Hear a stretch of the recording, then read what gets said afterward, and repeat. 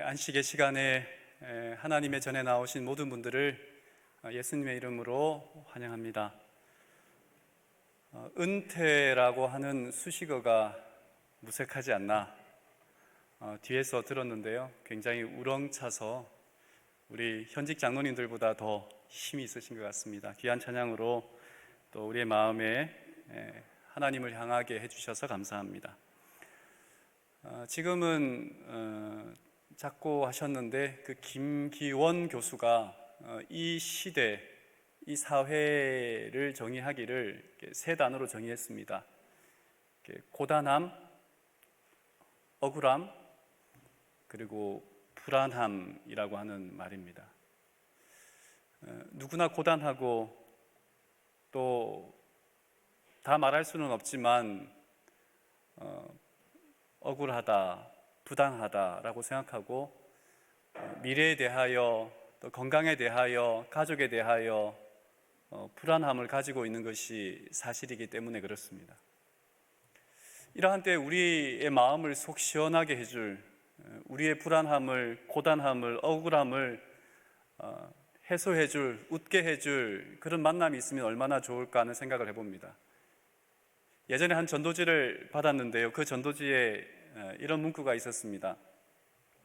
예수를 만나면 인생의 방황이 끝나고 좋은 교회를 만나면 신앙의 방황이 끝난다. 여러분, 그런 예수님, 그런 좋은 교회에 저희들이 와 있는데요. 오늘 이 시간 또 룻기에 있는 말씀을 통하여 하나님께서 이 고단하고 억울하고 또 불안함 속에 살아가는 저희들에게 하는 말씀이 무엇일지 한번 살펴보도록 하겠습니다. 정채봉 선생은 만남을 5가지로 이야기했습니다. 가장 잘못된 만남은 생선과 같은 만남이라 그랬어요. 만나면 만날수록 비린내가 나기 때문에 그랬다 그랬어요. 두 번째는 꽃송이 같은 만남을 조심해야 한다 그랬어요. 피어 있을 때는 향기롭다가 지면 지저분하기 때문에 그렇습니다. 가장 비천한 만남을 건전지와 같은 만남이다라고 이야기했습니다. 내가 힘을 가지고 있을 때에는 나와 함께 좋은 관계를 유지하다가 힘이 없어지면 그냥 버려지는 것처럼 나를 헌신짝처럼 버리기 때문에 그렇습니다. 아까운 만남은 지우개와 같은 만남, 지워버리면 사라져버리잖아요. 그리고 가장 아름다운 만남은 손수건과 같은 만남이라 그랬어요.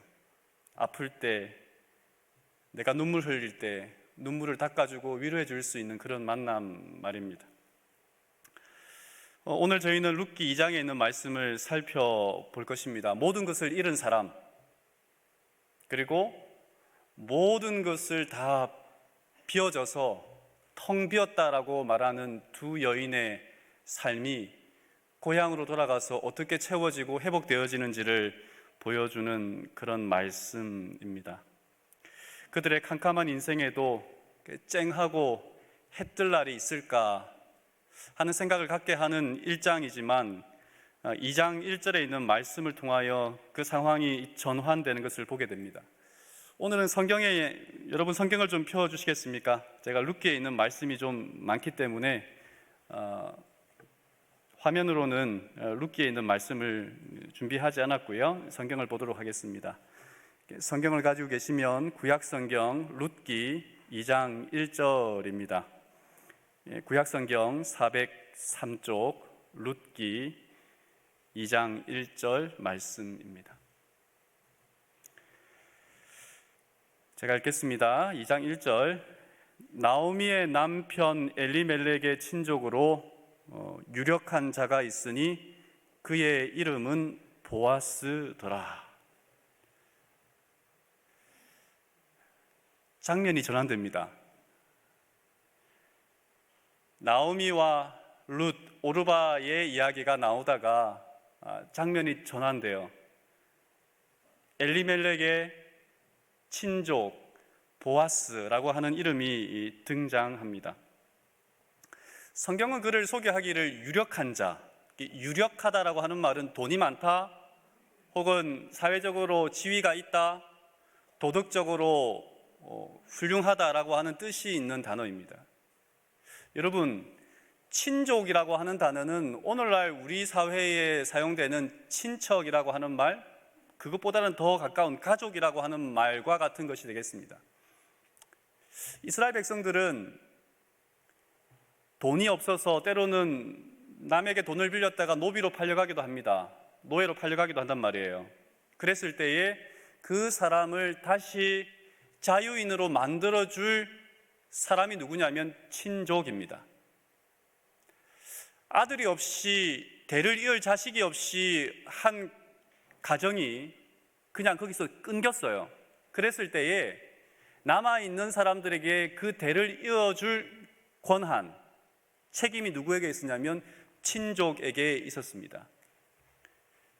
그리고 대부분의 문제, 빚을 졌거나 어떤 문제가 있을 때에 그 어려움을 갚아줄 사람도 이 친족이었습니다. 그런데 그런 사람이 나오미에게 있다라고 성경은 이야기하면서 2장을 시작합니다. 분위기 전환이죠. 그렇게 던져놓고 2장 2절에 이렇게 말을 합니다. 2장 2절에 있는 말씀을 보면 모압 여인 룻이 나오미에게 이르되 원하건대 내가 밭으로 가서 내가 누구에게 은혜를 입으면 그를 따라서 이삭을 줍겠나이다 하니 나오미가 그에게 이르되 내 따라 갈지어다 하매. 나오미와 룻이 양식이 풍성한, 먹을 것이 많다라고 하는 이 베들레헴에 왔지만 그들에게는 먹을 것이 있습니까, 없습니까? 땅이 없고 당장 그들에게 가진 것이 아무것도 없었어요. 그래서 할 수 있는 것은 무엇이냐면 이삭을 주우러 나가는 것이었습니다. 이삭을 줍는다라고 하는 것은 그 시대에 가장 연약한 사람들이, 어려운 사람들이, 보호받지 못한 사람들이, 가진 것이 없는 사람들이 하는 마지막, 그것이 뭐냐면 이삭 줍기였습니다. 베들레헴으로 돌아왔어요. 하나님을 믿는 공동체로 돌아왔습니다. 친족이 있는 곳으로 돌아왔습니다. 그런데 그들이 할 수 있는 것이 이삭 줍기였어요. 우리가 하나님을 믿는다고 해도, 하나님께로 돌아왔다고 해도, 하나님께서 나를 구원하셨다고 고백하는 그 믿음이 있다고 해도 우리에게 어려움이 있을 수 있습니까? 있을 수 있습니다. 여기에서 2절에서 두 사람의 대조적인 모습을 보게 돼요. 나오미는 주저앉아 있어요. 베들레헴으로 돌아왔지만, 믿음의 공동체 안으로 들어왔지만 그에게는 절망감과 텅 빈 그 마음을 채울 길이 없어서 어쩌면 우울감과 절망감 가운데 주저앉아 있는 것 같아요. 그런데 룻이라고 하는 여인의 모습을 보면 절망적인 상황이고, 소망이 없는 상황이고, 어려운 상황이고, 고단하지만, 불안하지만 뭐 하지 않아요? 절망하지 않고 자기가 해야 되는 일이 무엇인지를 찾아놨습니다. 그것이 뭐냐면 이삭 줍기라는 것입니다. 1장 20절에 나오미는 고향으로 돌아왔을 때 자신을 뭐라고 표현했냐면 이렇게 말합니다. 나를 나오미라 칭하지 말고 마라라 칭하라. 나오미라고 하는 이름은 기쁨입니다. 마라라고 하는 것은 고난입니다. 괴로움입니다. 절망하고 있어요. 룻기 전체를 바라볼 때 회복되어진 사람이 나오미일까요? 룻일까요? 절망에서 회복되어진, 희망이 없는 것에서 희망으로 주어진, 회복되어진 사람이 룻일까요? 나오미일까요? 사실은 룻이 아니라 나오미예요. 남편을 잃고 아들을 잃은 나오미는 모든 것을 다 잃고 난 다음에 그저 죽지 못해 사는 거예요. 룻은 포기하지 않아요. 절망했다는 말이 없어요. 룻은 꿋꿋하게 나갑니다. 이삭 줍기는 레위기 19장 9절과 10절에 있는 말씀을 보면 이스라엘 백성들이 곡식을 추수할 때에 모퉁이를 다 거두지 않고 떨어진 이삭을 줍게 하는 것입니다. 그래서 10절, 내 포도원의 열매를 다 따지 말며 내 포도원에 떨어진 열매도 줍지 말고 가난한 사람과 거류민을 위하여 버려두라. 나는 너희의 하나님 여호와이니라 라고 이야기를 합니다. 이스라엘 사람들의 가장 기본적인 빈민 구제책이 뭐냐면 이 이삭 줍기였어요. 이것은 어두운 사사 시대에도 어쩌면 이 법이 행해졌을까 할 만큼 사람들에게 행해졌다라고 하는 기록이 여기저기 있지가 않은데, 여기에 보면 이삭 줍기를 하는, 그것을 하기 위하여 나서는 한 여인의 모습을 보면 이스라엘 백성들이 아무리 힘들어도 이웃을 향한 구제의 손길을 펼쳤던 모습을 우리가 보게 됩니다. 3절에 있는 말씀입니다. 2장 3절,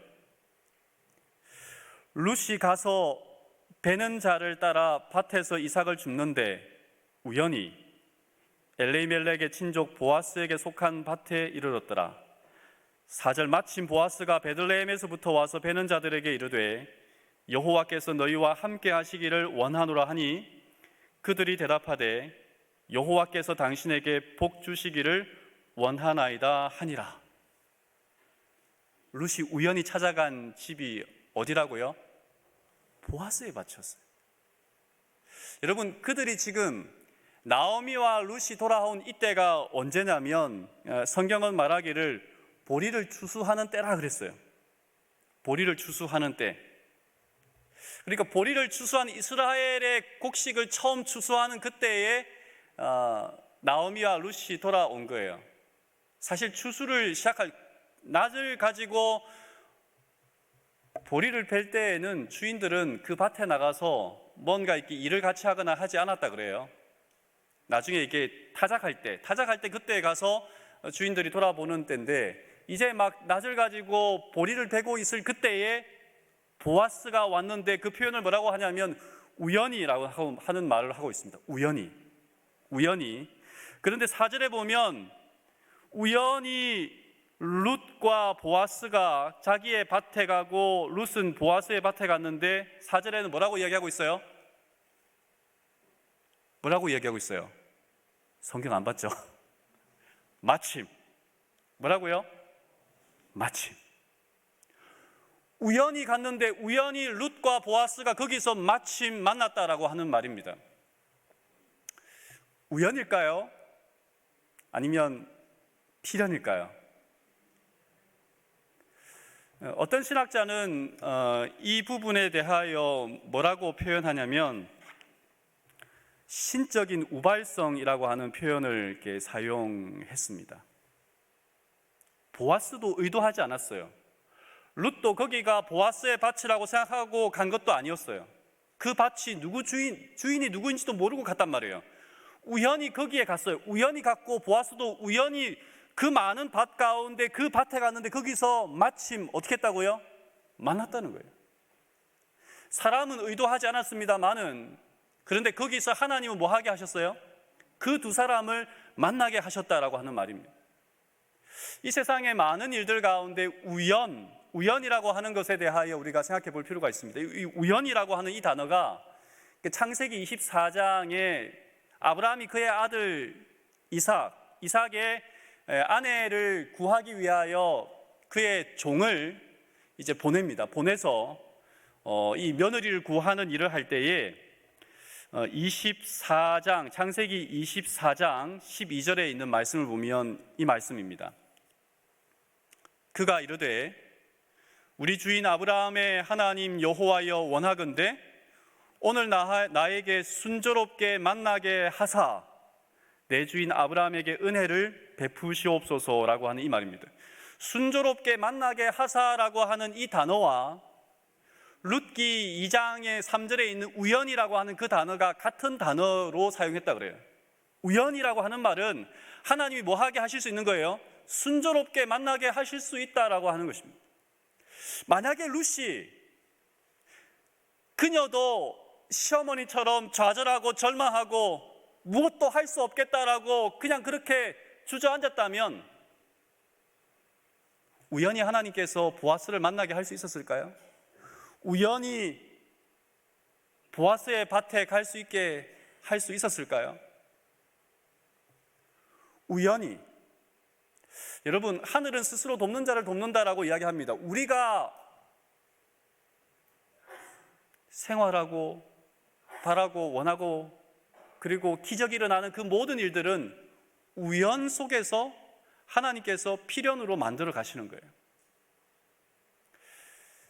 여러분,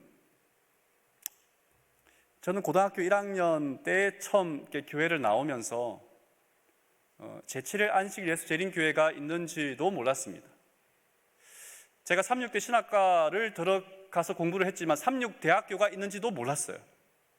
그런데 우연히 한 사람을 만나게 되고 우연히 그 사람을 통하여 다른 사람을 소개받게 되고 그 한 분이 어느 토요일 아침 9시 진주 경찰서 앞에서 만나자고 하는 그 말에 그 초청에 응하게 되면서 교회를 나오게 되고 또 신학을 공부하게 되고 목사가 되게 된 겁니다.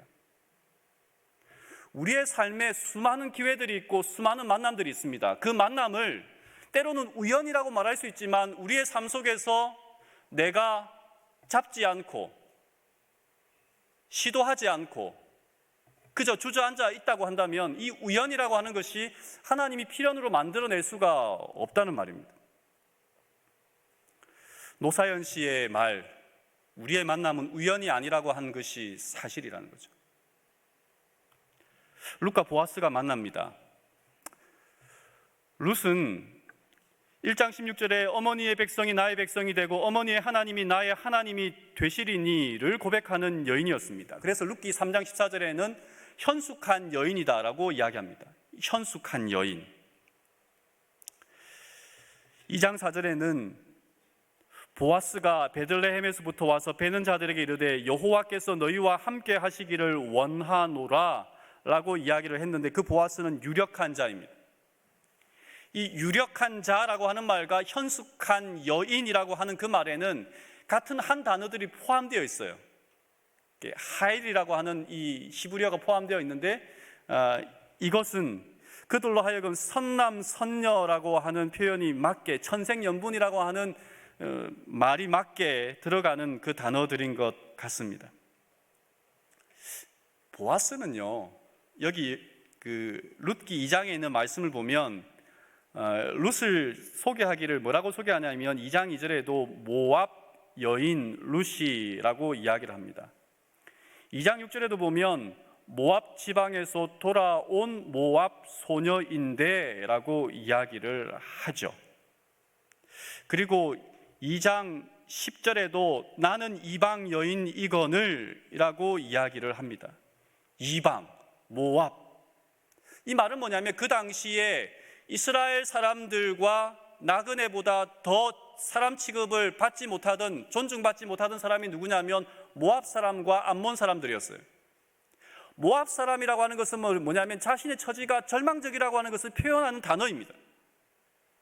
그런데 보아스는 유력한 사람이라고 그랬어요. 베들레헴의 유력한 사람이에요. 유력한 사람이 모압 여인에게 선대하고 모압 여인을 보살펴주고 친절하게 해야 될 이유가, 하등의 이유가 하나도 없어요.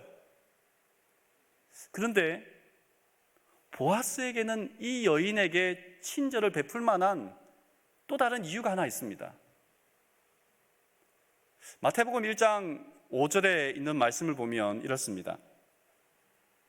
살몬은 라합에게서 보아스를 낳고 보아스는 룻에게서 오벳을 낳고 라합에게서 보아스의 어머니는 라합이에요. 라합이 누군지 여러분 기억하실 겁니다. 여호수아서에 보면 이스라엘 백성들이 여리고를 들어가기 전에 정탐꾼 2명을 보냅니다.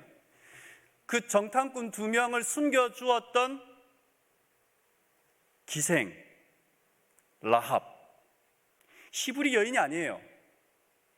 가나안 여리고 사람이었던 라합. 라합이 누구예요? 보아스의 엄마예요.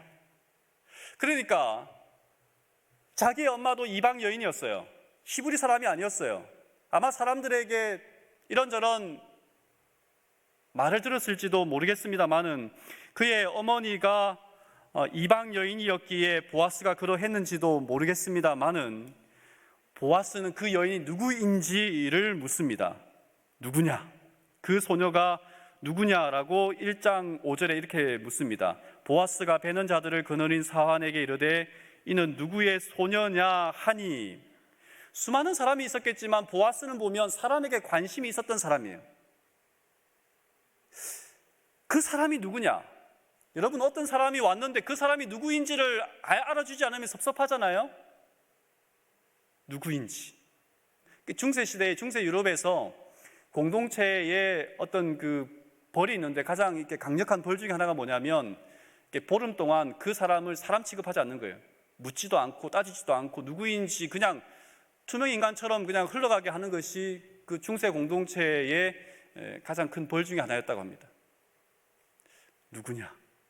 근데 그 벌들이 지금 별내교회에서는 일어나는 것 같기도 해요. 사람이 왔다 갔다 해도 뭐 관심도 없고 저 사람이 누군지 교인인지 아닌지도 모르겠고. 누구냐? 보아스라고 하는 사람을 통하여 보아스가 룻이 보아스의 밭에 갔지만 보아스가 관심을 가지고 룻을 보지 않았다면 이 우연히 그곳에 갔지만 그 우연이 필연이 될 수가 없었습니다. 보아스는 사람에 관심이 있었어요. 그리고 그 여인에 대하여 사환에게서 듣습니다. 그 여인이 룻이라고 하는 이야기를 들어요. 그러면서 8절 9절에 있는 말씀입니다. 2장 8절과 9절에 있는 말씀을 읽어보면 이렇습니다. 보아스가 룻에게 이르되 내 딸아 들으라. 이삭을 주우러 다른 밭으로 가지 말며 여기서 떠나지 말고 나의 소녀들과 함께 있으라. 그들이 베는 밭을 보고 그들을 따르라. 내가 그 소년들에게 명령하여 너를 건드리지 말라 하였느니라. 목이 마르거든 그릇에 가서 소년들이 기로 온 것을 마실지니라 하는지라. 내 딸아 들으라. 여러분, 혹시 이런 남편이면, 이런 남자라면 사윗감으로 삼을만 하겠습니까? 돈 많아요. 도덕적으로 문제가 없어요. 아니, 훌륭해요. 그리고 다른 사람에 대한 배려심이 많아요. 사윗감으로 삼을만 하겠어요? 여러분, 혹시 이분들의, 지금 제가 말하는 분들의 공통점을 한번 좀 맞춰보시겠습니까? 백종원과 소유진, 임창정과 서하얀, 양준혁과 박현선, 이영애와 정호영. 위쪽에 있는 분들, 이분들의 공통점은 부부예요. 둘 다 부부예요. 연예인 부부인데 이분들의 나이 차이가 15살, 18살, 19살, 20살 차이가 나요. 어떤 분은 장모님과 7살밖에 차이가 안 나는 사위도 있어요. 내 딸들아라고 하는 말을 통하여 보아스가 나이가 있을까요, 없을까요? 나이가 있는 사람이에요. 나이가 지긋한 사람이에요. 그리고 아마 결혼을 했을 수도 있는 그런 사람일 거라 생각이 되어집니다. 내 딸아 들으라. 사실 보아스는 룻에게 어떤 한 여성으로서, 어떤 배우자로서, 이성으로서 접근한 건 아니었습니다. 그에게 약속을 합니다. 어떤 약속을 하냐면 수입에 대한 약속을 합니다. 내 밭에 있으라 라고 이야기를 하는 것, 수입에 대한 약속입니다. 다른 밭으로 가지 말라. 두 번째는 안전에 대한 약속입니다.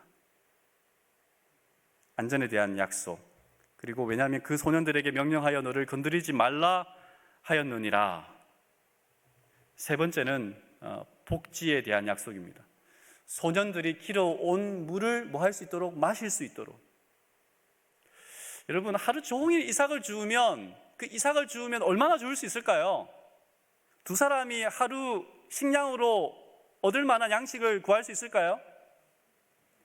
모압 여인이라고 했습니다. 모압 여인은 그 당시에 여인들의 인권이 보장되지 못하고 특별히 이방인이라고 하는 그 신분으로서 어디를 가든지 어려움이 있을 때였어요.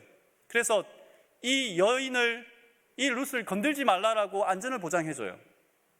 그리고 물, 밭에서 일을 하다 보면 얼마나 목마릅니까? 근데 물을 마실 수 있도록 그의 복지에 대하여 이야기를 합니다. 룻이 가지고 있는 가장 귀한 것들을 이야기하는 거예요. 근데 여러분, 그거 아십니까? 주는 것도 어려운데, 누군가에게 주는 것도 어려운데 받는 건 더 어려워요.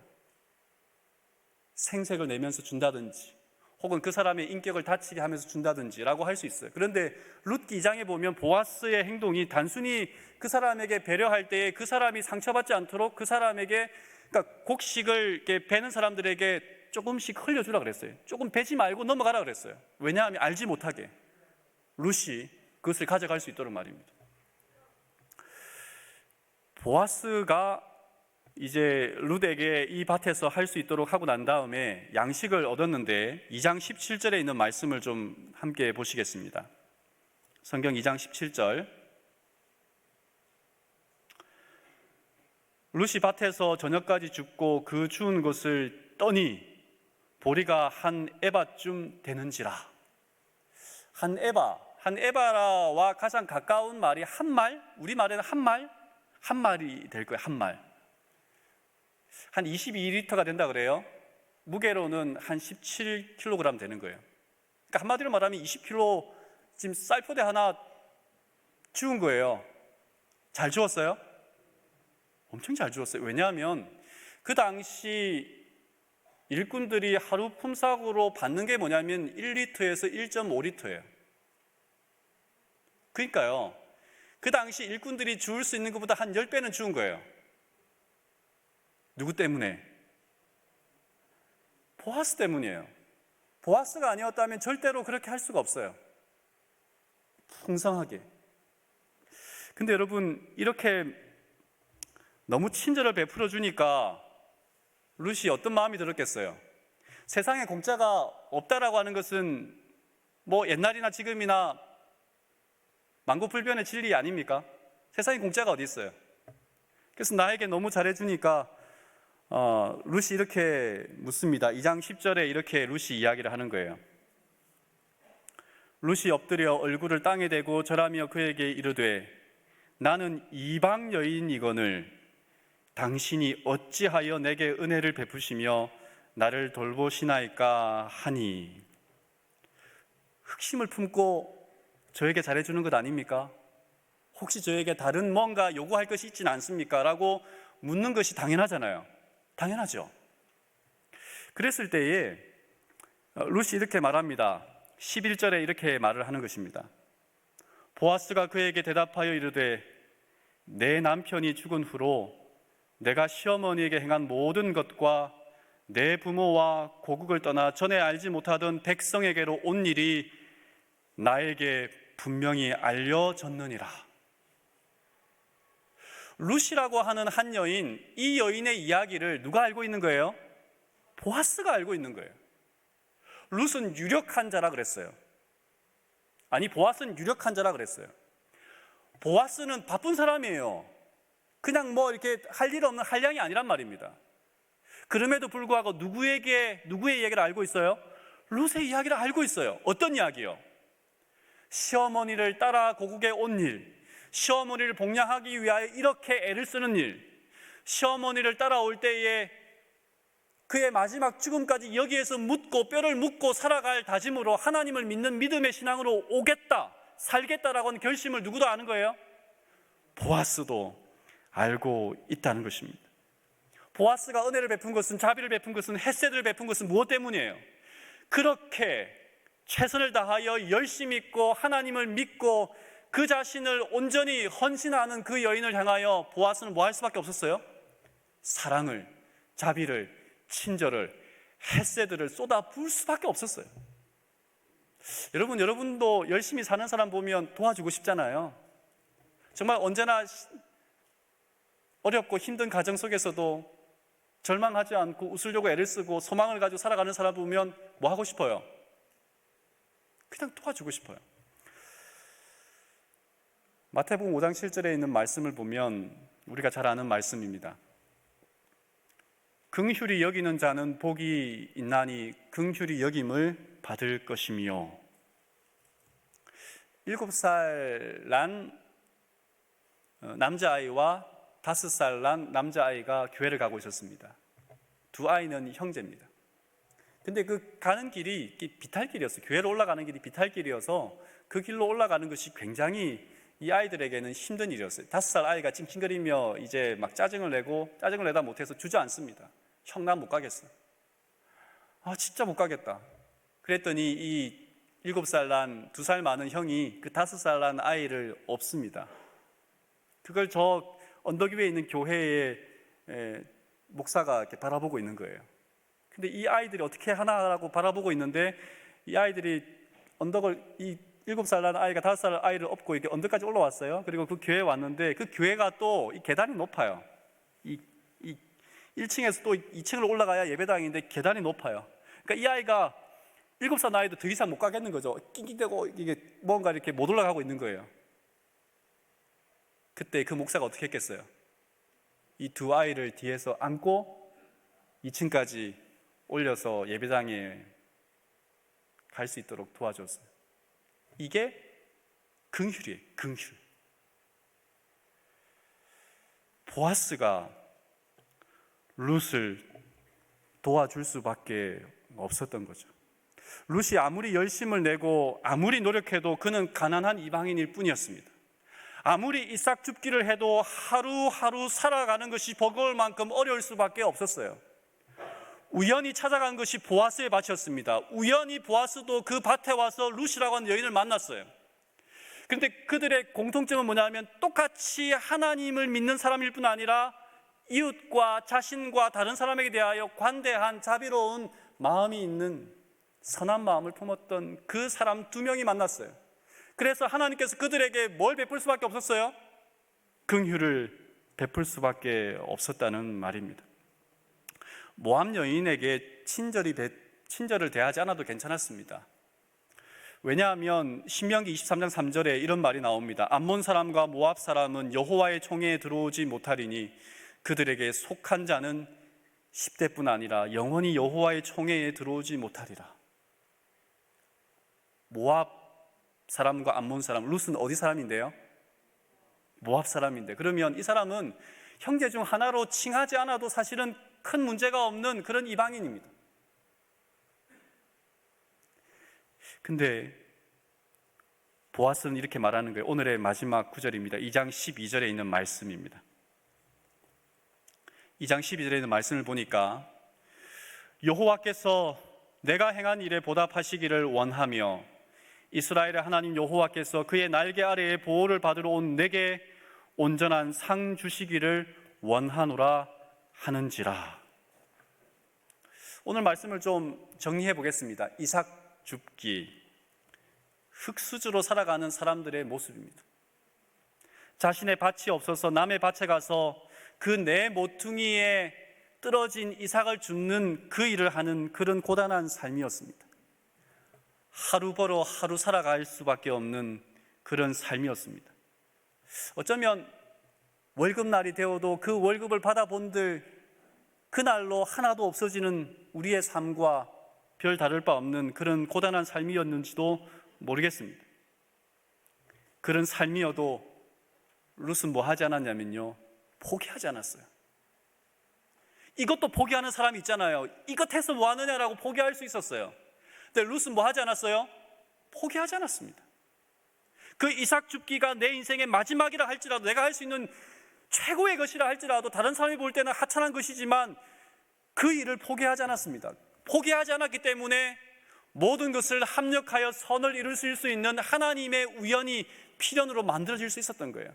때로는 우리의 삶에 이것 해서 무엇하나, 다른 사람은 저렇게 살아가는데 내 삶에 이렇게 피곤함과 억울함과 고단함으로 나는 이것 못하겠다라고 포기할 수 있습니다. 그런데 그러한 사람을 하나님은 어떻게 하실 수가 없어요. 무엇 해야 돼요? 룻처럼 내가 할 수 있는 그 삶을 살아갈 때, 학생이라면 공부를 해야 하는 거예요. 가정을 돌보는 가장이라면 도둑질 빼고는 다 해야 되는 거예요. 그렇게 할 때 뭐 할 수 있어요? 그런 사람에게 하나님이 복을 줄 수 있고, 그런 사람에게 지혜를 줄 수 있고, 그런 사람을 뭐 할 수 있어요? 하나님이 사용할 수 있는 거예요. 룻은 자신이 할 수 있는 최선의 삶을 했습니다. 두 번째는 오늘날도 그렇습니다만은 사회의 상위 20%가 전 국민 80%의 토지를 소유하고 있다고 합니다. 이 자본 독식 사회에서 우리는 어쩌면 억울하다라고 이야기하며 살아갈지도 모르겠습니다. 남의 밭에서 이삭을 줍는 사람처럼 오늘 현대인들도 똑같이 남의 회사에서, 남의 공장에서, 남 밑에서 일을 하며 살아가는 동일한 사람들이에요. 그죠? 그렇게 살아가는 사람들이에요. 남의 주스밭에서 이삭만 줍다가 인생 끝나는 거 아닌가? 라는 생각을 할 때도 있습니다. 그런데 룻은 어떻게 했어요? 그러할지라도 룻에 대한 이야기를 보면 보아스가 오기 전에도 이 사환이 이 모습에 대하여 이야기하기를 2장 7절에 보면 아침부터 와서는 잠시 집에 쉰 외에는 지금까지 계속하는 중이니다 라고 이야기를 합니다. 그리고 보아스가 그 밭에서 곡식을 주라고 할 때에 17절에 룻이 밭에서 저녁까지 줍고 라고 이야기하는 것을 보면 이 여인은 계속해서 최선을 다하여 살았습니다. 룻은 자신이 할 수 있는 최선의 삶을 살았고, 보아스는 또 어떻게 했어요? 자기가 은혜를 베풀 수 있는 은혜를 뭐 하면서 살았어요? 베풀며 살았습니다. 때로는 우리가 룻과 같은 인생일 수 있지만 때로는 우리도 누구에겐가 뭐가 될 수 있어요? 보아스가 될 수 있어요. 계속 우리가 룻의 인생만을 살아서는 안 됩니다. 내가 룻이지만 나보다 못한 사람이 분명히 있어요. 그 사람들에게 나는 뭐가 되는 거예요? 보아스가 되는 거예요. 하나님은 우리를 하나님의 은혜를 전달할 수 있는 통로로 부르셨기 때문에 우리는 누군가에게 뭐가 되어야 돼요? 그 은혜를 전달하는 통로가 되어야 한다는 거죠. 그렇다면 내가 할 수 있는, 주위를 둘러보고 내가 누군가에게 햇새들을 베풀 수 있는 사람이라면 그 햇새들을 베푸는 사람이 되어야지 언제나 받기만 해서는 안 된다는 말입니다. 세 번째는 베들레헴입니다. 룻기 2장의 보아스의 밭을 생각하면 이스라엘 사람과 모압 사람이 함께 그 밭에 있었어요. 남자와 여자가 함께 있었어요. 그리고 종과 주인이 함께 있었어요. 그리고 같은 음식을 같은 그릇에 넣고 떠먹었어요. 이게 뭐예요? 공동체입니다. 식구입니다. 이걸 다른 말로 오늘날에 뭐라고 그러죠? 교회라고 이야기합니다. 빈부귀천, 신분고하, 그런 것을, 모든 것을 다 폐하고 뭐 한 거예요? 함께. 그 공동체에 들어올 수 없는 모압 여인을 뭐 한 거예요? 받아준 사람이 보아스예요. 그것이 그 당시 베들레헴의 보아스를 통하여 일어난 믿음의 역사예요. 여러분, 우리가 볼 때에는 모압 여인을 받아준 것이 뭐 그렇게 대단한 건가라고 하는 생각을 하겠지만, 그 당시 모압 여인을 품고 함께 밥을 먹고 한 밭에서 이야기를 나누며 그 여인을 자유롭게 했다는 것은 대단한 거예요.